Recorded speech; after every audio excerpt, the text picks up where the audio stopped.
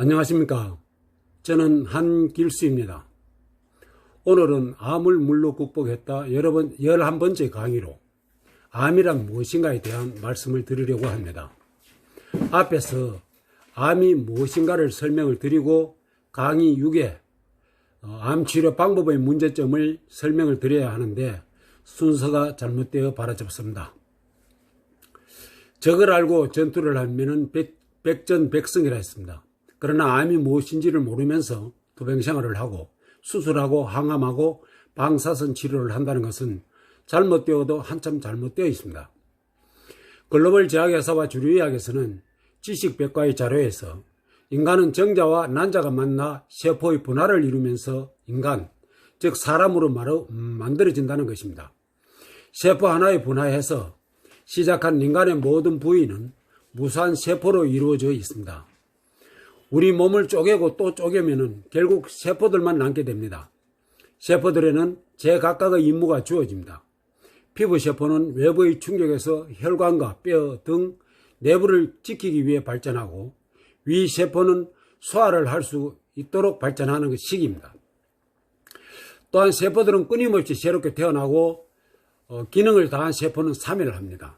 이때 죽은 세포보다도 더 많은 세포가 만들어지는 경우가 있게 됩니다. 이렇게 생긴 불필요한 여분의 세포는 정상적으로 자리를 잡지 못하고 볼록한 혹처럼 자리 잡게 되는데, 이것이 우리를 종양이라고 합니다. 종양에는 두 가지 종류가 있습니다.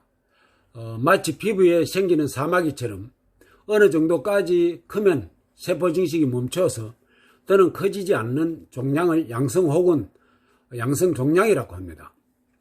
대부분의 종양은 여기에 해당됩니다.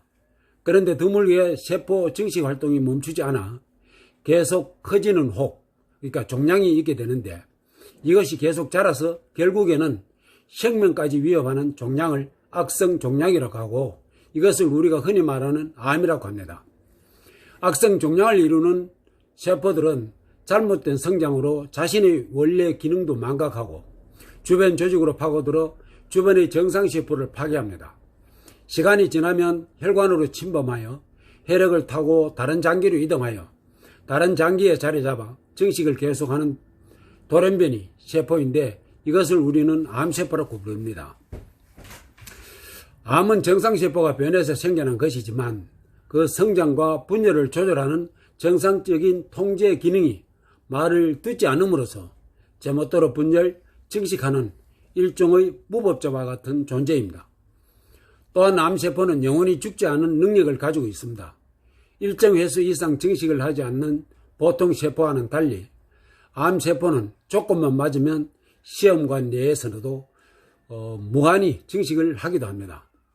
자, 여기까지. 암환자 여러분, 사람이면 다 해당됩니다. 잘 들어보십시오. 상기글에서 무엇을 연구를 하여야 하는지 답이 나와 있습니다. 왜 암세포가 과잉 생성될까? 입니다. 앞의 강의 3에서 100년 전에 독일의 생화학자 바르부르크에 의해서 암 발병의 발견과 치료 방법을 개발하여 2번의 노벨 의학상을 수상을 했고, 강의 6, 7에서 암 치료 방법의 문제점을 한번 상기하며 생각해 보십시오. 암이 발생되는 원인이 밝혀지면 주류의학이 설 자를 잃으니까 인류를 대당 잡아놓고 암을 예방할 수 있는 예방 방법 자체도 없고 새로운 치료 방법만 개발하고 있다는 겁니다. 인간은 약 100조 개의 세포로 이루어져 있어 매일 5조 개의 세포들이 죽고 다시 만들어지는 과정들이 계속 이어지게 되면서 사람들의 생명이 유지되어진다고 봅니다. 이때 매일 만들어지는 세포가 특정 부위, 장기에 과다 생성되는 일이 발생되는데, 과다 생성된 세포가 혹으로 형성되는 것을 일명 암이라는 이름을 부르게 됩니다.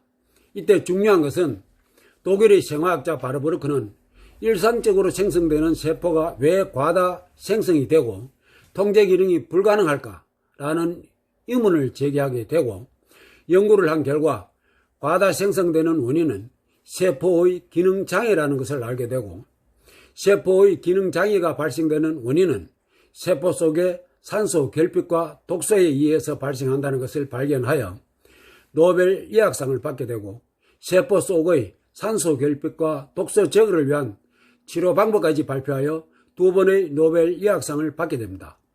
그러면서 바르버르크는 모든 질병은 하나, 세포의 기능 장애이고 원인은 2가지, 산소 결핍과 독소 2가지 뿐이다 라고 했습니다.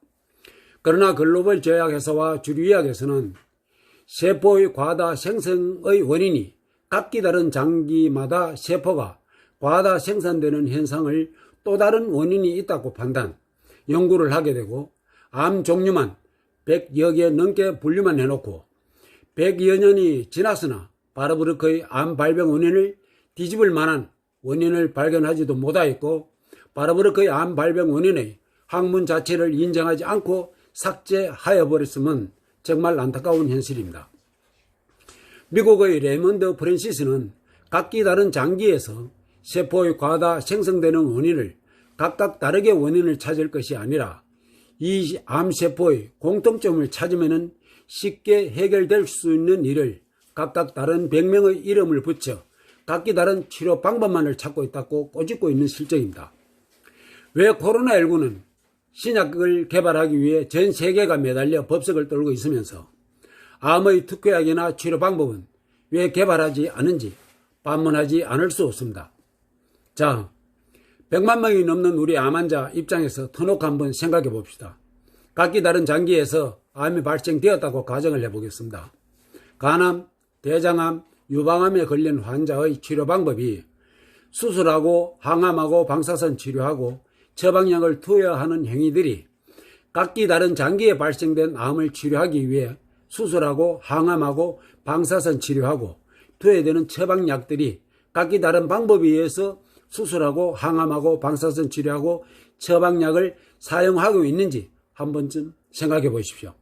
그러니까 간암은 간암대로, 대장암은 대장암대로, 유방암은 유방암대로 각기 다른 항암요법, 방사선 치료 방법으로 치료를 하고 각기 다른 약으로 치료를 하느냐는 것입니다. 제 생각은 아닙니다. 없습니다. 똑같습니다. 왜일까? 인술보다 상술이 앞세워져 있기 때문입니다.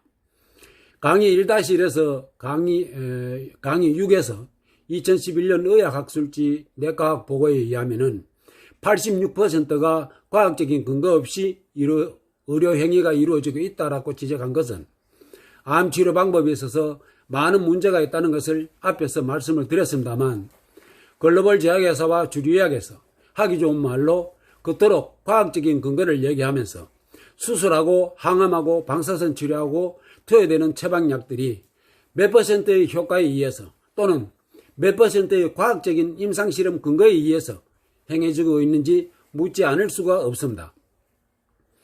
과학적인 임상실험에서 행해지고 있다면 우리나라만 보더라도 매년 23만 명 이상의 암 환자가 발생이 되고 있고 매년 7, 8만 명의 암 환자가 암에 의해 죽임을 당하고 있는 현실이 개선되지 않고 있는 데 대한 답을 하여야 할 것입니다. 글로벌 제약회사와 주류의학에서는 독일의 생화학자가 발견한 암 발병 원인을 인정하고 치료 방법과 암 치료를 위한 특효약을 개발하든가 그것도 아니면은 암 예방을 위한 캠페인이라도 적극적으로 홍보라도 해 주실 것을 간곡히 부탁드립니다. 의학학술지에 게재되고 있는 학문들, 책들을 통해서 보더라도 의학자를 제외한 다른 학자들은 암 예방을 위한 치료 방법을 제시하고 있으나 의학자들은 거의 대부분 암 예방을 위한 글들을 찾아보기 어렵기에 인술보다 상술을 앞세운 의료 행위에 안타까운 마음에서 간절히 부탁드리고 싶습니다. 이제 우리 국민들은 적을 알면 분명히 이길 수 있기에 암의 생성 과정을 정확히 알고 깊이 있는 지식과 지식을 습득을 위해 보다 더 적극적으로 노력하여 암의 공포로부터 탈출하여 2번 살 수 없는 한 번뿐인 인생이기에 암 예방을 위한 방법들을 실천하여 질병 없는 건강하고 행복한 삶을 영위하시기를 간절히 바랍니다. 감사합니다. 건강하십시오.